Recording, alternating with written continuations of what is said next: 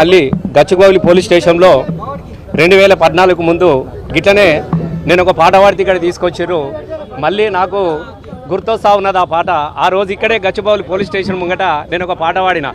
ఎట్లా బతుకుడు ఎలా బతుకుడు కాంగ్రెసు పాలనలోన, ఎట్లా బతుకుడు ఎలా బతుకుడు తెలంగాణ రాష్ట్రంలోన, కాకి తూటల రాజమాయే తెలంగాణ పల్లెలోన అని చెప్పేసి 2014 ముందు అప్పుడు కూడా కాంగ్రెస్ ప్రభుత్వం ఉండే. గిట్లనే అరెస్టుల మీద గిట్లనే నిర్బంధాల మీద ఎట్లా బతుకుడు అని చెప్పేసి పాటలు పాడినటువంటి సందర్భం పోవాలి.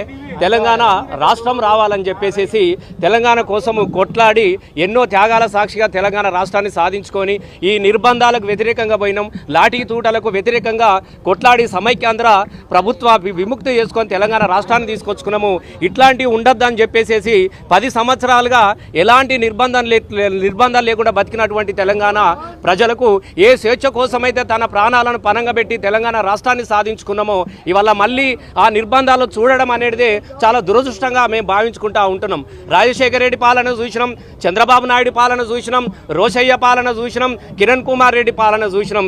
కానీ అందరినీ కలిపితే కూడా సరిపోయినటువంటి పాలన ఇలా రేవంత్ రెడ్డి పాలన మనం చూస్తూ ఉన్నాం. నాకు ఒకటి యాదికొస్తా ఉన్నది, ఏ ఒక్కరోజు కూడా ఆయన కంకణం కట్టుకున్నాడు. ఎందుకంటే తెలంగాణ ఉద్యమంలో కూడా ఆయన ఎన్నడూ కూడా జై తెలంగాణ అన్న వ్యక్తి కాదు.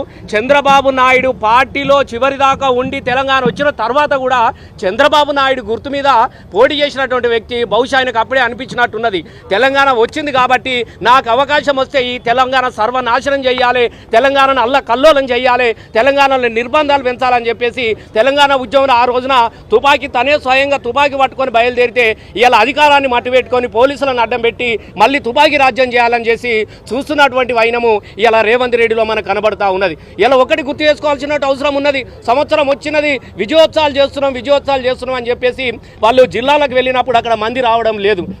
బస్సులను పెట్టి భయభ్రాంతులను చేసి పైసలను పెడితే తీసుకొస్తే కూడా ఇట్లా నిలబడి అట్లా వెళ్ళిపోతున్నారు. కాబట్టి ఆ అక్కసుతోని ఇవాళ మళ్ళీ మాకు బీఆర్ఎస్ రూపంలో ఒక ప్రమాదం పొంచి ఉన్నది అన్నటువంటి ఒక అక్కసుతోని ఇవాళ బీఆర్ఎస్ పార్టీ యొక్క ఎమ్మెల్యేలను, బీఆర్ఎస్ యొక్క పార్టీ కార్యకర్తలను టార్గెట్ చేసుకుంటూ ఇవాళ మళ్ళొక్కసారి భయభ్రాంతులను చేసే ప్రయత్నం కూడా జరుగుతున్నటువంటి విషయం మనకు కనబడతా ఉన్నది. నిన్నటికి మొన్న మా కరీంనగర్ జిల్లాలోనే మానకొండూరులో కూడా ఒక సభ జరిగింది. ఇక్కడ ప్రజా ఉత్సవాలని చెప్పేసి ఇలా కాంగ్రెస్ నిర్వహిస్తూ ఉంటే ఇది మాకు సంవత్సరికం అని చెప్పేసి ప్రజలు నిర్వహించుకుంటున్నటువంటి సందర్భం కనబడతా ఉన్నది. ఇలా అధికార పార్టీ విజయోత్సవాలు అని చెప్తున్నది కాబట్టి అనుకుంటారు. కానీ ఇలా ఏ పల్లెకి వెళ్ళినా, ఏ తల్లిని అడిగినా, మీరు ఎక్కడికన్నా దయచేసి పాత్రికేయ మిత్రుల సాక్షిగా చెప్తున్నా మీరు కూడా అడగచ్చు, ఇది మాకు సంవత్సరికము, మాకు ఇది ఏడాది దినము, ఈ పీడ ఎప్పుడు విరగడవుతుందో అని చెప్పేసి ఇలా ప్రజలు ఎదురు చూస్తున్నటువంటి సందర్భంలో ఇలా గతంలో వాళ్ళు ఇప్పుడు సుమారుగా ఒక 5 రోజుల నుంచి 6 రోజుల నుంచి ఈ ఉత్సవాలు జరుపుతూ ఉన్నారు. ఎట్లా జరుగుతున్నాయో కూడా మీ అందరికీ తెలుసు. ఎవరు పట్టించుకుంటలేరు కాబట్టి ఇవాళ దీన్ని ఏదో రకంగా ఈ 2 రోజులు ఎల్లదీయాలన్నటువంటి ఉద్దేశంతో కౌశిక్ రెడ్డి, అయ్యా నేను ఒకటే చెప్తా ఉన్నా, ఆపద వస్తే పోలీస్ స్టేషన్కు ఉరుకుతారండి, పోలీస్ స్టేషన్లో పెట్టినారు. మీ ఏ ఆపద వచ్చినా, మీకు ఏది వచ్చినా మేము ఏటీఎం లాగా మీకు పనిచేస్తాం, అంబులెన్స్ లాగా మీకు పనిచేస్తాం, 100 డయాలు కొట్టండి అని చెప్పిండు. అవును, 100% ఆపద వచ్చినది. తన సెల్ ఫోన్ అంతా కూడా అది చేస్తూ ఉన్నారు.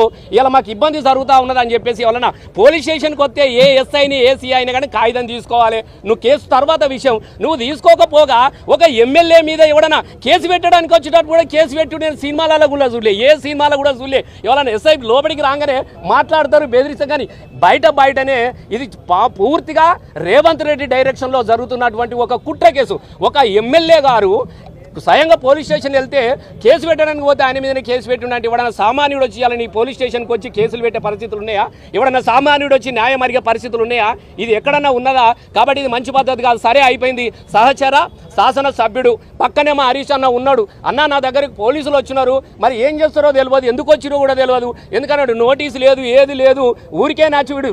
నిజమైన పోలీసులా లేకుండా పోలీసులు ఏషాలు వేసుకొని వచ్చిర్రా, ఎట్టడో చేస్తున్నారు, నాకు భయం అవుతా ఉన్నదని చెప్పేసి హరీష్ అన్నకు ఫోన్ చేస్తే పక్కనే ఉన్నటువంటి ఆయన ఒక మాజీ మంత్రుడు, తెలంగాణ ఉద్యమకారుడు, హరీష్ అన్న లేని ఉద్యమాన్ని చూసి అయ్యాన్ని మేము ఒక్కటే చెప్తున్నాం, అసలు వీళ్ళు ఎంత విచిత్రమైన మనుషులు అంటే గీ లాఠీలు తూటాలు కొత్తనవా మేమే కదా లాఠీలిరిగిన ఓహో లడాయి మానం ఓహో పిడుగులు పడ్డా ఓహో మడుమలు దిప్పం సమాజహితమై సాగే పోరుల చావోరేవో తేల్చుదాం జై బోలో తెలంగాణ అని వేలాది మంది పోలీసుల నిర్బంధాల మధ్యన జైబోలాని పాటలు పాడి ఎన్నిసార్లు జైల్లోకి పోలేదు, ఎన్నిసార్లు పోలీసు లాఠీ తూటాలు మేము తినలేదు. ఇదొక లెక్క కాదు. కానీ ఏదైతే నువ్వు తెలంగాణ ప్రజలను అవమానించే విధంగా నువ్వు ప్రవర్తిస్తున్నావు, తెలంగాణ ఉద్యమకారులను అవమానించే పరిస్థితి ఇలా ఆ విధంగా ప్రవర్తిస్తున్నాం కాబట్టి చెప్పేసి ఇలా ప్రశ్నిస్తూ ఉన్నటువంటి సందర్భంలో సహచర శాసనసభ్యుడు కదా అని పలకరియడానికి పోతే హరీష్ అన్నను పొద్దుగాల తీసుకొచ్చి లోపల కూర్చుని పెడతారా? ఇది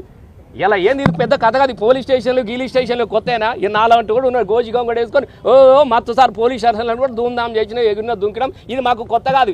1000 కేసులు కాదు, 1,00,000 కేసులు పెట్టుకొని 1,00,000 సార్లు తీసుకొచ్చి లోపల కూర్చుని పెట్టు. ఉన్న పోలీసులు అంతా బాధపడతా ఉన్నారు లోపల. నిజంగా నాకు చాలా ఇలా మేము గర్వపడతా ఉన్నాం తెలంగాణ ఉద్యమ బిడ్డలుగా. అన్న తెలంగాణ రాష్ట్రం వచ్చింది కాబట్టి ఇలా మేము ఇక్కడ ఉన్నామని కొంతమంది, దయచేసి కొంతమంది కేవలం పాలకులకు తొత్తులుగా వ్యవహరిస్తున్నటువంటి పై ఆఫీసర్లు కొంతమంది కానీ లోపల ఉన్నటువంటి సామాన్యమైనటువంటి వాళ్ళందరూ కూడా చాలా బాధపడతా ఉన్నారు. సార్ మేము ఇట్లా చూడలేకపోతున్నామని. ఈ సారు ఈయన సాక్షాత్తు ఒక మాజీ హోమ్ మినిస్టరే. అరే ఎవరికి కూడా కనీసం అది లేదు, ఇంత గౌరవం లేకుండా ప్రవర్తించడం అనేది చాలా ఇది మంచిది కూడా కాదు. ఈ రాష్ట్ర ప్రభుత్వానికి కూడా మంచిది కాదు. మేము ఒకటే చెప్తా ఉంటున్నాం. కాళోజీ గారు ఒక మాట చెప్పిండు, ప్రాంతం వాడు ద్రోహం చేస్తే ప్రాంతంలోనే పాతర పెడతాం, ప్రాంతేతరుడు ద్రోహం చేస్తే ప్రాంతం అవతలి దాకా తన్ని తరుముదామన్నటువంటి కాళోజీ కలం సాక్షిగా ఈ ప్రాంతం వాడు ద్రోహం చేస్తుంది కాబట్టి మళ్ళా ఏడాది దినం వరకల్లా ఈ ప్రభుత్వానికి తగిన గుణపాఠం తప్పకుండా ఇవాళ నువ్వు తీసుకున్నటువంటి నిర్ణయంతో తప్పకుండా నీకు గుణపాఠం తప్పదని చెప్పేసి మేము హెచ్చరిస్తూ ఉన్నాం.